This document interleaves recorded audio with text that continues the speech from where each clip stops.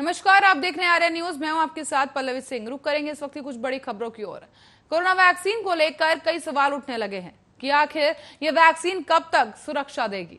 क्या ये वैक्सीन नए नए तरह के कोरोना वेरिएंट्स यानी कि जो नए कोरोना के वायरस के नए वेरिएंट्स आ रहे हैं, क्या ये वैक्सीन इनके खिलाफ भी कारगर होगी? एक्सपर्ट्स की मानते हैं तो भविष्य में ऐसे कई वेरिएंट्स आ सकते हैं जो कि मौजूदा वैक्सीन के असर को काफी कमजोर कर सकते हैं। ऐसे में साइंटिस्ट दो दिशा में अब काम करना शुरू कर चुके हैं। पहली दिशा वो जहां वैक्सीन की पूरी डोज लगने के करीब 1 साल बाद बूस्टर के रूप में तीसरी डोज देना होगा, और दूसरे चरण में खास वेरिएंट के लिए एक खास बूस्टर डोज तैयार की जाएगी। बता दें कि अमेरिका के नेशनल इंस्टीट्यूट ऑफ हेल्थ ने बूस्टर डोज का असर जानने के लिए हाल ही में फुली वैक्सीनेटेड लोगों का क्लिनिकल ट्रायल शुरू कर दिया है। फाइजर ने भी दोनों विकल्पों को जांचने के लिए ट्रायल शुरू किया है। वैक्सीन की दोनों डोज ले चुके कुछ वॉलंटियर्स को बूस्टर के रूप में उसी वैक्सीन की तीसरी डोज भी लगाई गई है। तो आपको ग्राफिक्स के जरिए बताते हैं कि आखिर वैज्ञानिकों का वैक्सीन को लेकर क्या कुछ मानना है। साथ ही आपको बता दें कि लगातार कोरोना के जो नए नए वेरिएंट्स देखने को मिल रहे हैं, उसको देखते हुए विशेषज्ञों की तरफ से ये सर्वे किया गया और इसके साथ रिसर्च भी जारी है, जहां पर यह पता लगाने की कोशिश की जा रही है कि आखिर जो वैक्सीन मौजूदा समय में लोगों को दी जा रही है वो कितनी और कब तक के लिए कारगर रहने वाली है।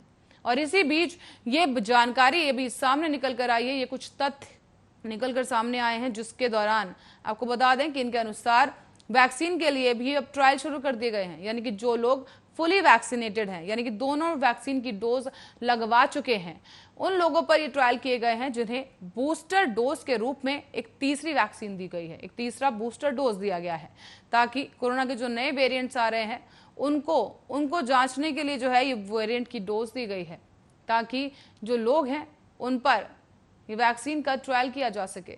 और जितने भी जो नए कहर अभी कोरोना का आने वाला है और नई लहर की जिस तरीके की विशेषज्ञों ने जानकारी दी थी, उससे लड़ने के लिए वैक्सीन कितनी कारगर साबित होगी, इन तमाम कुछ बातों को लेकर वैज्ञानिकों की तरफ से ये ट्रायल शुरू किए गए और ये ट्रायल्स किए जा रहे हैं। अमेरिका में आपको बता दें कि साफ तौर पर ये ट्रायल्स किए गए। तो वहीं आपको बताते हैं कि कितना कारगर होगा वैक्सीन का ये डोज जो कि बूस्टर डोज के रूप में दिया जा रहा है। वैक्सीन की क्षमता पर विशेषज्ञों की राय, नए वेरिएंट के सामने कमजोर पड़ सकती है कोरोना वैक्सीन। तीसरी डोज बनेगी बूस्टर डोज। आपको बता दें तीसरी डोज को बूस्टर डोज इसलिए कहा जा रहा है क्योंकि ये बताएगी कि आखिर अभी और कितनी वैक्सीन या वैक्सीन कितनी कारगर है। तो वही वैक्सीन के 1 साल के बाद बूस्टर के रूप में तीसरी डोज दी जाएगी। वैज्ञानिकों का यह भी मानना है कि खास वेरिएंट के लिए खास बूस्टर डोज तैयार करने की जरूरत है।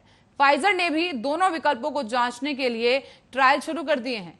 अलग अलग टेक्नोलॉजी से बन रही वैक्सीन को लेकर वैज्ञानिकों का यह कहना है कि क्योंकि वैक्सीन अलग अलग टेक्नोलॉजी से बनी है, इसलिए वैक्सीन का असर भी अलग अलग तरीके से देखने को मिलेगा।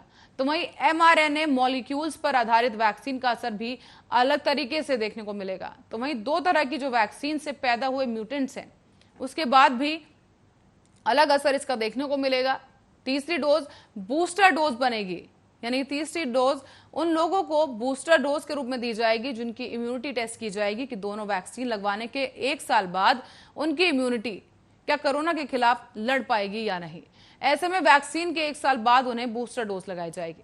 तो वहीं खास वेरिएंट के लिए खास बूस्टर डोज तैयार करने की बात भी वैज्ञानिकों की तरफ से की गई। फाइजर ने, अमेरिकी कंपनी फाइजर ने भी दोनों विकल्पों की जांच शुरू करने के लिए अब वॉलंटियर्स को भर्ती करना शुरू कर दिया है। वैज्ञानिकों का मानना है कि अलग अलग वैक्सीन का असर भी अलग अलग तरीके से ही देखने को मिलेगा। mRNA मॉलिक्यूल्स पर आधारित मॉडर्ना और फाइजर बायोटेक भी, ये दोनों वैक्सीन भी और वैक्सीन से पैदा हुए एंटीबॉडीज में भी अंतर देखने को मिलेगा। वैज्ञानिकों की तरफ से साफ तौर पर कहा गया है क्योंकि अलग टेक्नोलॉजी से वैक्सीन बनी है, इसलिए इनका असर भी अलग है। तो वहीं आपको बता दें कोरोना के कितने कारगर वैक्सीन ये इस वक्त मौजूद है, उनको देखने के लिए ये ट्रायल वैज्ञानिकों की तरफ से चलाया जा रहा है। तो वहीं आपको दिखा रहे हैं ग्राफिक्स के जरिए कि आखिर क्या कुछ क्षमता को लेकर, वैक्सीन की क्षमता को लेकर विशेषज्ञों की क्या कुछ राय है। ऐसे में ये तथ्य सामने आ रहे हैं कि फाइजर ने भी दोनों विकल्पों को जांचने के लिए अब ट्रायल शुरू कर दिए हैं। अलग अलग टेक्नोलॉजी से बन रही वैक्सीन को लेकर असर पर भी अलग अलग अंतर हो सकता है। इस तरह की राय विशेषज्ञों की तरफ से दी जा रही है।